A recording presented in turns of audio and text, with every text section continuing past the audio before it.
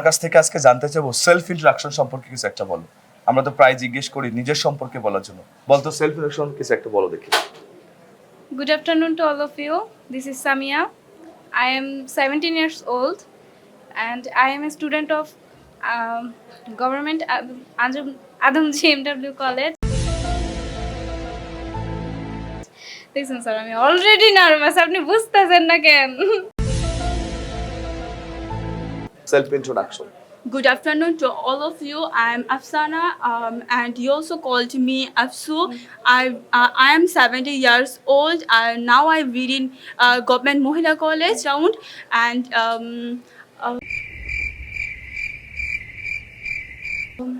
and this I Hello, good afternoon to all of you. This is me, Samia Fusruko.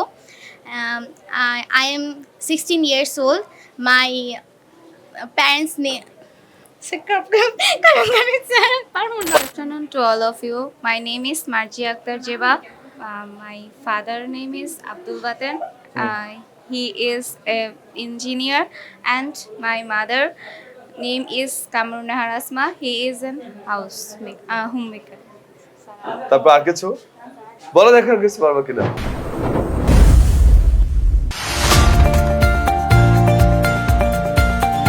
Hello everyone and welcome back to English Talk School. Today we are going to talk about self-introduction. Now to some of you, this topic may seem very basic, but learning to introduce yourself properly is incredibly important. You might need to introduce yourself without any forewarning, so you need to be prepared. You may need to introduce yourself in your English classes or in a job interview. You might need to introduce yourself at a new job or a new hobby or leisure activity. So let's get started how to say self introduction. তাহলে চলুন আমরা শিখে নিই কিভাবে নিজের পরিচয়টা দিতে হয়। আপনার যে কোনো জায়গাতেই তো নিজের পরিচয়টা লাগে, তাই না? নিজের পরিচয় দিতে হচ্ছে আমাদের সব জায়গাতেই। আমাদের প্রথমেই যে কাজটা করতে হয়, আপনি যদি কোথাও ভালো কিছু করতে চান তাহলে আপনাকে সেলফ ইন্ট্রোডাকশনটা দিতে হবে। তাহলে চলুন কথা না বলে সেলফ ইন্ট্রোডাকশন কি দিতে হয়। সেলফ ইন্ট্রোডাকশন প্রথমেই দেখুন আপনাকে ফর্মাল গ্রিটিংস করতে হবে। যে আপনি দেখতে পাচ্ছেন ফর্মাল গ্রিটিংস। ফর্মাল গ্রিটিংসটা হলো যে কারোর সঙ্গে যদি কখনো দেখা হয়, যদি সকালে দেখা হয় আপনি বলবেন হলো হ্যালো গুড মর্নিং, এটা বলবেন। যদি আপনার বিকেলে দেখা হয় তাহলে বলবেন গুড আফটারনুন। যদি সন্ধ্যায় দেখা হয় গুড ইভিনিং। মানে আপনার যদি কারোর সঙ্গে দেখা হয় যেটা ফর্মাল ভাবে বলতে চাচ্ছেন, তখন আপনি বলবেন good morning, good afternoon, good evening. এটা দিয়ে আপনি স্টার্ট করতে পারেন। অথবা আপনার বন্ধুর সঙ্গে আপনি বা বন্ধু সমকক্ষ কারোর সঙ্গে চাচ্ছেন, যেটাকে ইনফর্মাল গ্রিটিংস বলা হয়ে থাকে। এখানে বলতে পারেন হেই হোয়াটসঅ্যাপ বা হোয়াটস গুড, এটাও আপনি চাইলে বলতে পারেন। তবে আমাদের বেশিরভাগ সময় আমরা ব্যবহার করে থাকি এটা, যে গুড মর্নিং, গুড আফটারনুন এবং গুড ইভিনিং। ফর্মাল গ্রিটিংসটাই কিন্তু আমরা করে থাকি। আপনারা আপনার জায়গা থেকে ফর্মাল গ্রিটিংসটা good afternoon, good evening, good morning এগুলো আপনারা বলতে পারেন। আবার বলছি, আপনাদের জায়গা থেকে আপনারা এটা ব্যবহার করতে পারেন, hello good morning, good afternoon, good evening. এবার আমরা শিখবো পার্সোনাল ইনফরমেশন। পার্সোনাল ইনফরমেশন বলতে কি বোঝে? প্রথমে আপনার নামটা বলতে হবে। আপনার নামটা দেখুন কত ভাবে বলা যায়, কত রূপে, কত বাহারি ভাবে বলা যায়, সেই বিষয়টা দেখুন।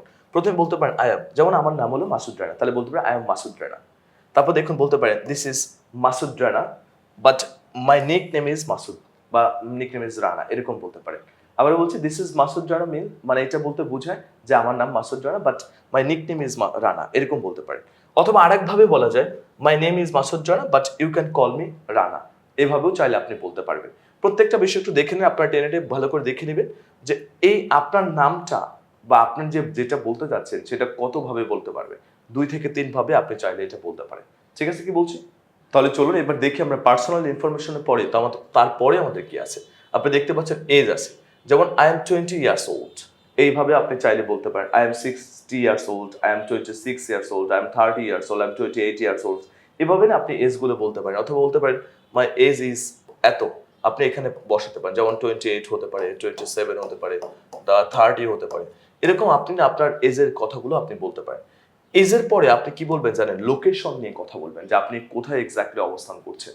তাহলে দেখুন কতভাবে যে বলা যায় তার নমুনাগুলো এখন দেখতে পাচ্ছেন আপনারা।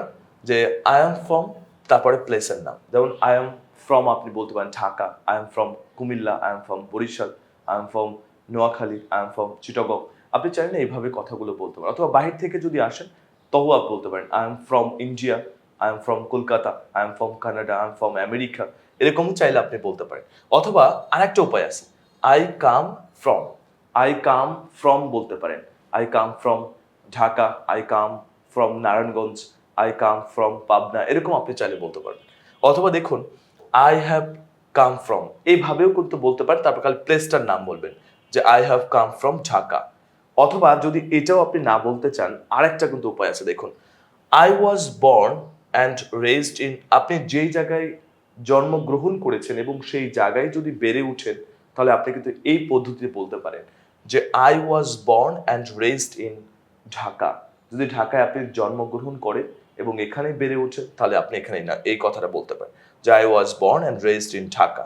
অথবা আপনি অনেক সময় থাকে যে আপনি জন্মগ্রহণ করেছেন এক জায়গায় কিন্তু অন্য জায়গায় বসবাস করছেন, তাহলে এটা কিভাবে বলবেন যে I was born in Dhaka but raised in Narayanganj, এইভাবেই কিন্তু আপনি বলতে পারেন। মানে আপনি এক জায়গায় বসবাস করছেন, জন্মগ্রহণ করেছেন, আরেক জায়গায় বসবাস করছেন।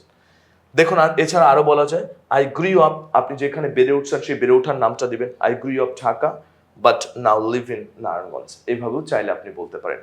অথবা আপনি বলতে পারেন যে একটা শহরে আপনি অনেকদিন ধরে থাকছেন, সেটা কিভাবে বলবেন, I have been living in London for 3 years, I have been living in Narayanganj for 10 years, আপনি চাইলে কিন্তু এইভাবে বলতে পারেন। তাহলে এই পদ্ধতিগুলো আপনার টেনে টেনে সবাই দেখে নেবেন যে কার পরে কি কিভাবে বলতে, এখান থেকে যে কোনো একটা চুজ করে, আপনি যে কোনো একটা চুজ করে, আপনার যদি ভালো লাগে, যেমন আমার এটা ভালো লাগে, আমি এটা চুজ করে আমি বলি, আপনি আপনার মতো করে বলতে পারবেন চাইলে।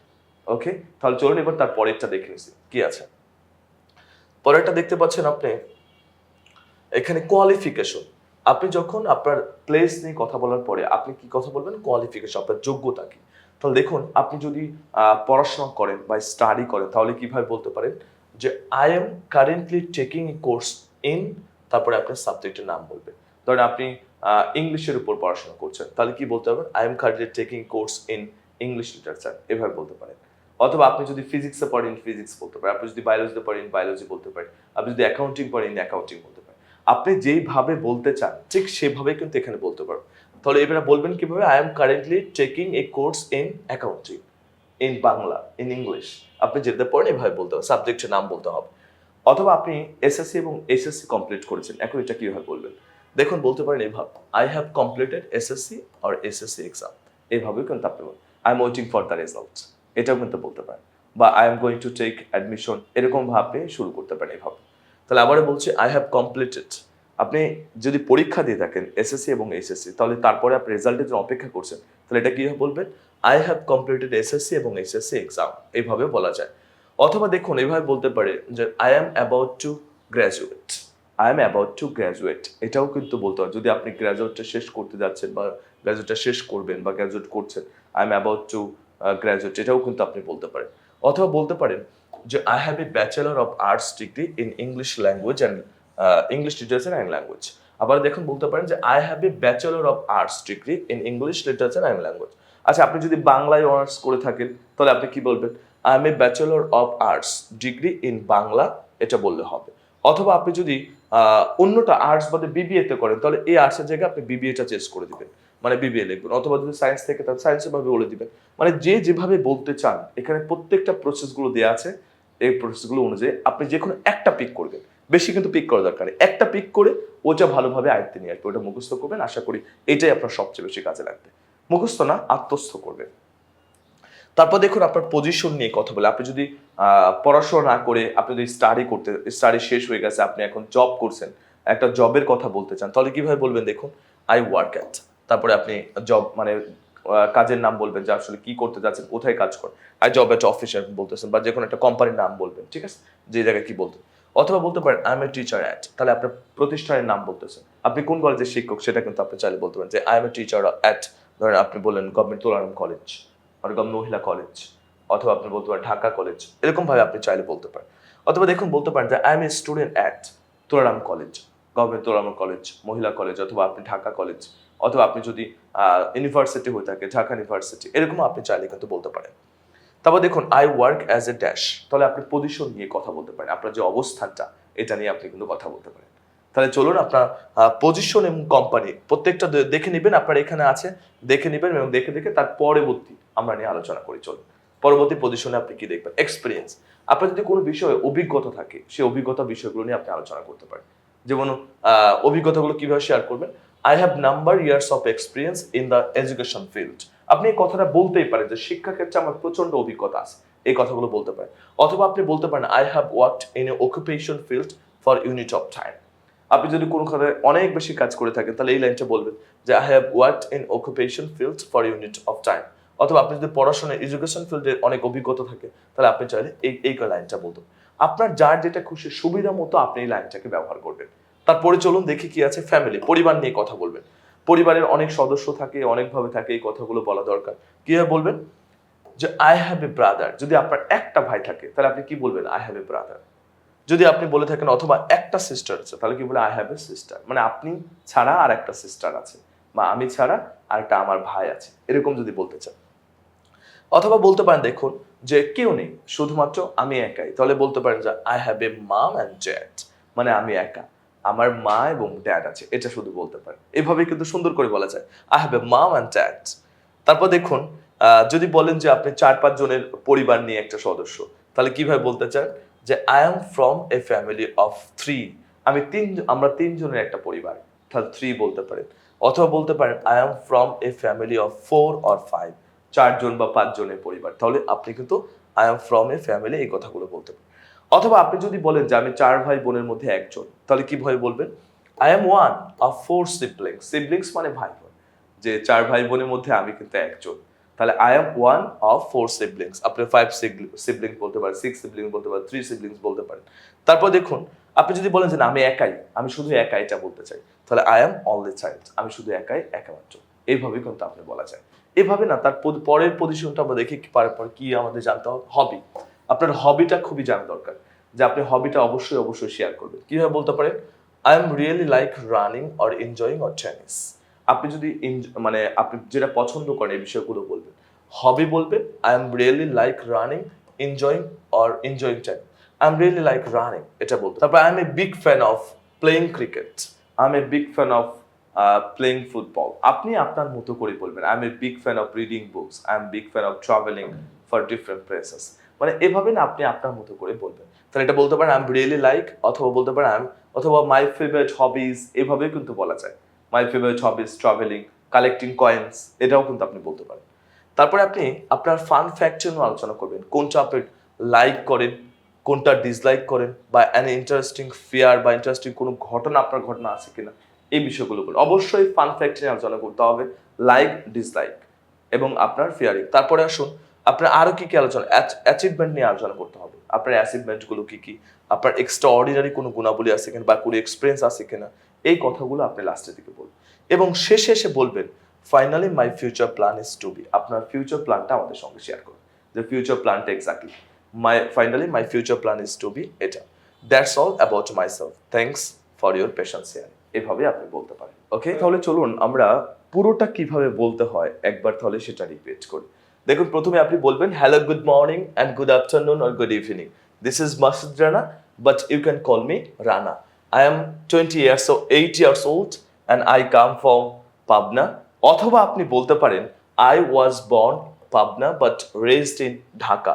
এভাবেও চাইলে আপনি বসতে পারেন, যেখানে বেড়ে উঠছেন সেখানে বলবেন। I am currently taking course in English language and literature. এটাও আপনি বলতে পারেন। অথবা আপনি আপনার মতো করে বাংলা যে কোনো একটা সাবজেক্টের নাম বলতে পারেন। তারপর দেখুন এখানে সাবজেক্ট নাম লেখা আছে। তারপর বলবেন I have, যদি আপনি পরীক্ষা দিয়ে থাকেন, যে এবার এসএসসি বা এসএসসি পরীক্ষা দিয়েছেন, তাহলে বলবেন আই হ্যাভ কমপ্লিটেড এসএসসি এবং HSC exam. I M a teacher. অথবা আপনি বলতে পারেন আমি একজন শিক্ষক, তাহলে কি বলবেন? I M a teacher at, ধরেন বুকম্যান একাডেমি বললেন। অথবা আপনি একটা কলেজের নাম বললেন, একটা প্রতিষ্ঠানের নাম বললেন, সেটা যোগ করবেন। তাছাড়া বলতে পারেন I am from a family of 3, 4 or 5, যে কোনো একটা বলবেন। আপনি কতজনের থেকে এটা এসছেন বা কতজন, এটা বলতে পারেন। তারপর I am really like running, I am really like collecting coins, enjoying tennis, এটা বলতে পারেন। এটা আইএনজি করতে হবে, এনজয়িং হবে। তারপর I M a big fan of playing cricket, playing football, অথবা আপনি যে কোনো একটা বলতে, রিডিং বুকস, যে কোনো একটা বললেই হয়ে যাবে।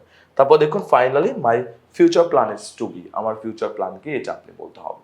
তাহলে আশা করি এই বিষয়গুলো মাথায় নিয়ে আমার সঙ্গে এইভাবে আপনি চাইলে বলতে পারেন। আর এইভাবে যদি আপনি সেলফ ইন্ট্রোডাকশন শিখে রাখেন, জেনে রাখেন, বুঝে রাখেন, জেনে রাখেন, বুঝে রাখেন এবং আত্মস্থ করতে পারেন, আশা করি সেলফ ইন্ট্রোডাকশন নিয়ে যে ভয় ভীতি আপনার মধ্যে কাজ করে সেটা আর কখনো কোনোদিন হবে না। সবাই ইংলিশ টক স্কুলের সঙ্গেই থাকুন আর নতুন নতুন ভিডিও নিয়ে ইংলিশটাকে নিজে থেকে অনেক ভালো করে শিখে রাখুন। আল্লাহ হাফেজ।